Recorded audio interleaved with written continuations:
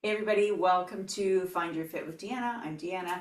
Today we are talking about motivation. It is, as a fitness professional and a wellness and life coach, it's one of the things I spend a lot of time talking to folks about and creating content around. So here we are.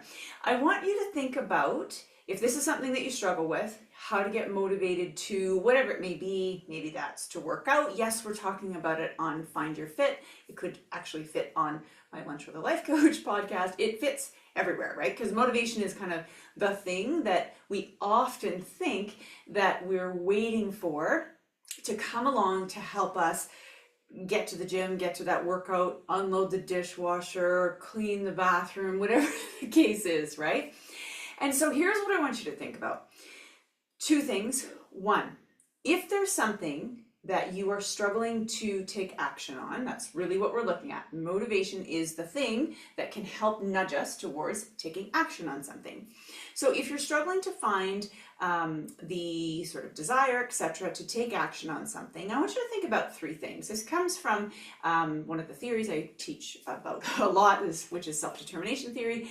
And it is about, like, do you feel that you're able to do the thing? So if you're saying, I want to go to the gym and work out, do you feel that you can? And what I mean is, do you know how to use the equipment? Do you know how to set things up? Where's the change room? All those things, right, that can get in the way.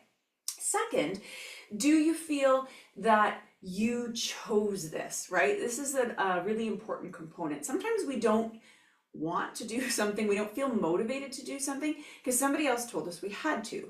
Now, situation specific, maybe your boss is like, I need you to do this project. Probably you need to do that project. And then you can look at the other two components, right? Do you feel that you're able to? Do you have the competence, right? Are you able to do that thing? But when we're looking at physical activity, for example, we look at the idea of autonomy, meaning, did you choose that activity? Because the more likely, just think of, we're all kind of toddlers at heart. If you get to pick something, you're more likely to want to do that activity. Whereas if, your parent said, no, you've got to do this, sometimes we aren't as motivated, okay? So that's the first thing. The first two things I should say, we're looking at, do you feel confident? Can you do it? Do you need more instruction? Do you need more information? That could be, right? That could be what's in the way. Maybe you're just not sure how. Second, did you choose this thing?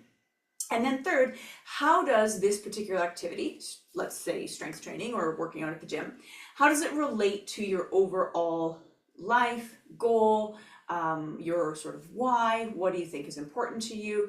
So if you are thinking that, you're finding it harder to lift your groceries out of the trunk, or you're, lifting up your dog and you're like, goodness, this dog feels like, they've gained some weight and they haven't, and you're having a hard time, then you think, what, that's really, if I was to go to the gym and do some strength training, that's really related to my goal and what's important to me. Okay, so those can be some things. Think about, do you need more information? Like, do you have the competence to do the thing? If not, that can be something that's in the way.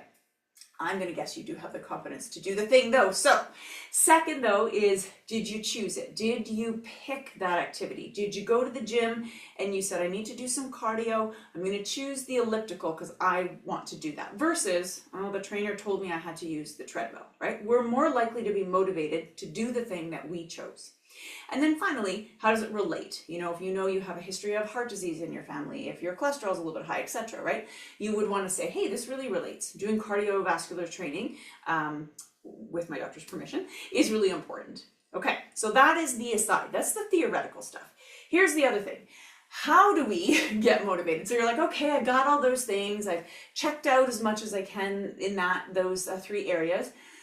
I need you to think about this.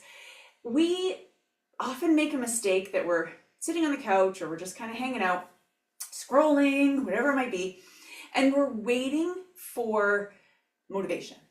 We're waiting for that to arrive. And folks, that doesn't happen generally. Okay? I don't know, maybe it's a really motivational saying or something, but more often than not, what we actually need is action. We need to do something to want to continue to do something else. So here's what I want you to do, is to pick, and maybe it's not just choosing, but it's reflecting on what is like the thing that will get you moving, because action is what will create momentum and then create motivation. And so if you say, you know what, I really want to get working out again, and the gym is your goal, that could be a big goal. If you're at home and you got to get your stuff together, get in the car, get there, find the class, blah, blah, blah, that's a lot. What's the easiest point of entry? Maybe it's to say, okay, I'm going to just pack up my gym bag. Okay, well, look, I packed up my gym bag already. You know what? Or maybe it has nothing to do with your ultimate goal. Here's what I mean. There are times that I'm like, I've got to do some sort of administrative work for my business. And there are some things that I certainly don't mind doing. Other things I'm like, oh, that feels like a bit of a chore. So here's what I actually will do.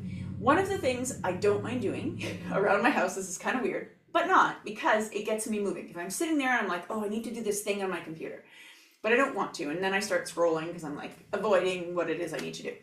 I will get up, grab my little vacuum, and vacuum the floors, because it bugs me when there's stuff all over the floor. I have 2 dogs, there's always stuff all over the floor. And so here's what happens. I get up out of the headspace that was, I was saying, oh gosh, I don't want to do that, and I'm thinking of all the reasons I don't want to do that. It gets me moving, and it gets me creating a little bit of momentum. I see a dirty floor, I vacuum, I see a clean floor, success. Then what's the next step? If I'm like, oh, maybe I should unload the dishwasher, great, do that. More success. Those bits and bobs of success, everybody, those, even though they had nothing to do with the admin work that I needed to do for business, but it's seeing those successful components, those things checked off the list, that then can help you actually get to tackle those other things, okay? So to sum up, it is not, it doesn't need to be an hour podcast on momentum, right? And motivation. It is, think about those 3 things we spoke about right at the beginning. Then also make a little list of what are those action items? What are the things that you're like, yeah, that's okay. I'll, pick up the vacuum, or I'll go for the walk, or I'll take the dog out, or whatever, right? What is the thing that will get you started and get you started successfully? What are some easy pieces to tick off your list to notice that success? Find that action, because action is going to help you create that motivation that you were looking for. As always, I am cheering you on. If you have questions or topics you'd love to chat about in the fitness or coaching space, send them my way, Deanna at DeannaLangfordCoaching.com. I will see you soon. And as always, cheering you on.